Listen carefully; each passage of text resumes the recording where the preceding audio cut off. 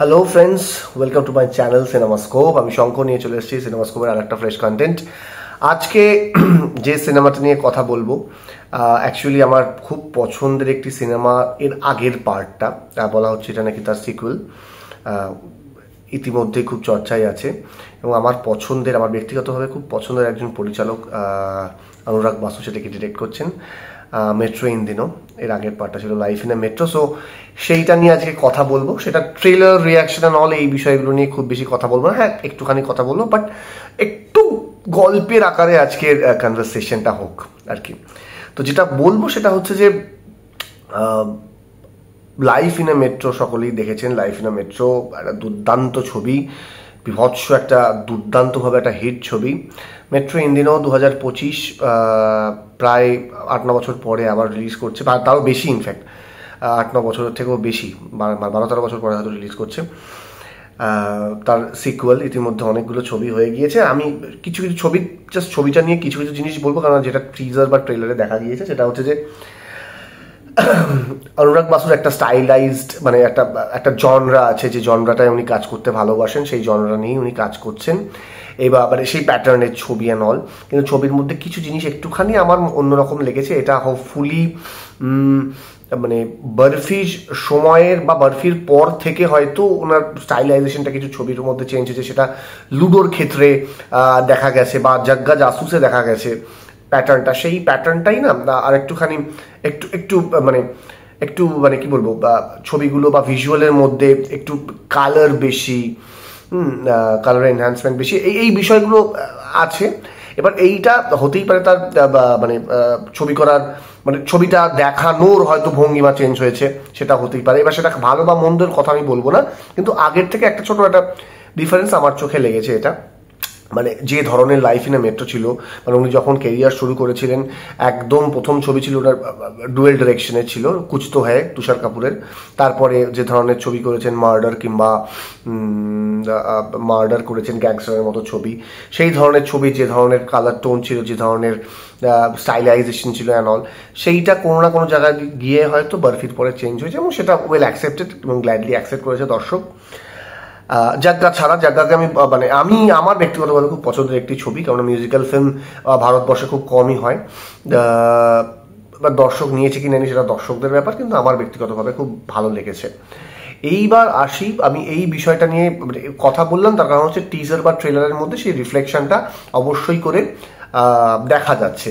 এবার বক্তব্য হচ্ছে যে ধরনের এবার গানগুলো রিলিজ করছে, জামানা লাগে কিংবা যে আর একটা গানও মানে অদ্ভুতভাবে রিলিজ করে গেছে অলরেডি, মানে মানে আমাদের মেট্রো ইন দিনোর।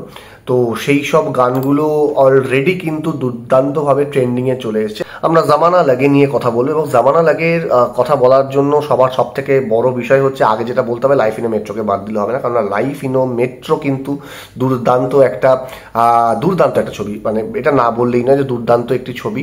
এবং সেই ছবিটাকে, মানে ছবিটার সিকুয়েলই বলা হচ্ছে, বা দ্বিতীয় অধ্যায় বলা হচ্ছে মেট্রো ইন দিনোকে। এবার লাইফ ইন আ মেট্রোর মধ্যে যে ধরনের, যেভাবে তিনি মেট্রো শহরের এই তার ভালোবাসা, কমপ্লেক্স রিলেশনশিপ অ্যান্ড অল, এই বিষয়গুলোকে নিয়ে কালচার করেছিলেন অনুরাগ বাসু, সেটার অন্যতা কিন্তু এই ছবির ক্ষেত্রেও হয়নি। এবং সিনেমার যে মিউজিক, তার ভেতরেও বলি প্রীতম, মানে এই যে ক্যারেক্টারগুলো রাস্তা দিয়ে হেঁটে যাচ্ছে, তার মধ্যে দিয়ে একটা মিউজিশিয়ানরা এবং একটা ব্যান্ড গান করছে বর্ষার মধ্যে দাঁড়িয়ে, একটা নতুন কনসেপ্ট ইন্ডিয়ান ছবি বা ইন্ডিয়ান ফিল্ম প্যানোরামার মধ্যে, এবং সেটা খুব গ্ল্যাডলি অ্যাকসেপ্টেড হয়েছিল সেই সময়। সেটার অন্যতা কিন্তু মেট্রো ইন দিনোতেও হয়নি, শুধুমাত্র কিছু আর্টিস্ট চেঞ্জ হয়েছে। যেমন প্রীতম কমন আছে, সেইখানে ছিল জেমস সোহমের মতো ক্যারেক্টাররা, এইখানে আছে রাঘব চৈতন্যর মতো ক্যারেক্টার, বা আমাদের আরও প্রীতমের সঙ্গে আরও অনেক ক্যারেক্টারদের দেখা যাচ্ছে। এই হচ্ছে মানে পাপনকে দেখা যাচ্ছে। এই বিষয়গুলো এই ছবির ক্ষেত্রে দেখা যাচ্ছে, এবং সেই রাস্তার মধ্যে দাঁড়িয়ে তারা গান করছে নল। সেই সময় মেট্রো ব্যান্ডটা ক্রিয়েট হয়েছিল, এবং মেট্রোরা ওই ব্যান্ডটা প্রবাবলি হয়তো কিছু শোও করেছিল। আলটিমেটলি ব্যান্ডটা ভেঙে যায় কোনো কারণের জন্য।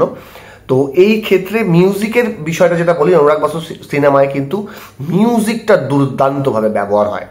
মানে সেটা জগ্গা বলুন, সেটা বরফির ক্ষেত্রে বলুন, বা নিদেন পক্ষে আমি একদম শুরু থেকেই যদি বলি, মানে আফটার কুছ তো হে উনি যখন নিজে ছবি করা শুরু করলেন একা, মার্ডারের ক্ষেত্রেও দুর্দান্তভাবে বড় হিট, কিংবা গ্যাংস্টারের প্রতিটা গান হিট। উনি কিন্তু গানের ট্রিটমেন্টগুলো কিন্তু দুর্দান্তভাবে করেন। তো এর ক্ষেত্রেও অন্যথা হয়নি। যখন থেকে অনুরাগ বাসুর সঙ্গে প্রীতম টাই আপ করলেন সেই সময় থেকে, মানে মার্ডারের ক্ষেত্রে অনুমানিক মিউজিক করেছিলেন, গ্যাংস্টারের সময় থেকে প্রীতম এবং অনুরাগ বাসু একসাথে টাই আপ করলেন, সেই সময় থেকে কিন্তু টানা কাজ করে যাচ্ছেন প্রীতম অনুরাগ বাসু একসাথে। তো এইটা একটা দুর্দান্ত পার্টনারশিপ, সেটা মেট্রো ইন্দিনোর ক্ষেত্রেও দেখা যাচ্ছে, এবং এইটা কোনো না কোনোভাবে হয়তো ওয়ার্ক করতে পারে। এবং দুর্দান্ত মেলোডি, মানে আমি নিজে জামানা লাগে লুকে শুনছি, ইনফ্যাক্ট যেটা মানে রাঘব চৈতন্যর যে গানটা বেরোলো সেইটাও দুর্দান্তভাবে, মানে কি বলবো, এত সুন্দর একটা কম্পোজিশন, মানে আমি তো অ্যাটলিস্ট মানে ফ্যান হয়ে গেছি। তো গানের দিক থেকে, গানের ভিজুয়ালাইজেশনের দিক থেকে কোনোভাবে কিন্তু মেট্রো ইন্দিনোকে, মানে আমার সেই ধৃষ্টতা নেই বলার, কোনোভাবে কিন্তু মেট্রো ইন্দিনো যে বড় বড় ছবিগুলো রিলিজ করছে, মানে কীরকম, মানে বড় বাজেটের ছবি, অ্যানিমেলের মতো ছবি, বা একটা এস রাজামৌলির ছবি, বা জওয়ানের মতো একটা ছবি, সেইখান থেকে কিন্তু কোনোভাবে মেট্রো ইন্দিনো পিছিয়ে নেই। একদম ফ্রেশ কাস্টিং নিয়ে কাজ করছেন আদিত্য রায় কাপুর, সারা আলি খান, পঙ্কজ ত্রিপাঠী, কঙ্কনা সেন শর্মা, নীনা গুপ্তা, অনুপম খের, এই যারা আছেন আর কি দুর্দান্তভাবে, আলী ফেজল এবং ফাতিমা সানা শেখের দুর্দান্ত কাস্টিং সব। এবং না বললেই নয়, last but not the least, আমাদের সকলের প্রিয় অপুদা, শাশ্বত চট্টোপাধ্যায়। তো অবশ্যই ভাবে এই ছবিটা কোনো না কোনোভাবে হয়তো দর্শকদের কাছে একটা দুর্দান্তভাবে অ্যাকসেপ্টেন্স তৈরি করতে পারে, এবং এরা প্রমোশনও কিন্তু খুব ভালো করে করছে। তো এখন দেখা যাক এই ছবিটা কেমন রেজাল্ট করে, কেন সবাই তাকিয়ে আছে জুলাইয়ের দিকে।